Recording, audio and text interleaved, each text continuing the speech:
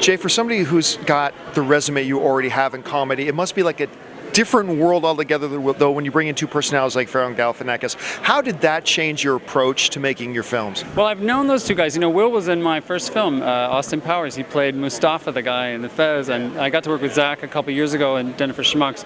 So I sort of knew how each guy would be, but I didn't get how explosive they would be together, especially going at each other. They're great improvisers, and the writers wrote a great script, but they invented so many insults and so many even physical ways to trash each other.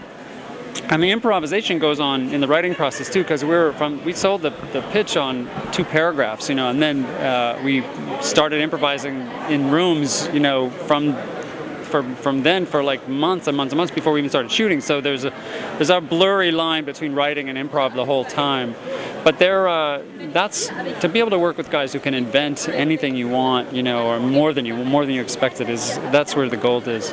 Now, the world of politics is so ripe for comedy, but at the same time, it can be a very sensitive topic. You're talking about politics. How did you walk that line, and where did you find that balance? Well, we always knew it would be a bipartisan bashing. You know, that would be 2 guys who do equally reprehensible things, each from different sides, and that you would almost lose track of the political part because it gets so personal and so ugly so quickly in a very hilarious way that it doesn't really feel controversial.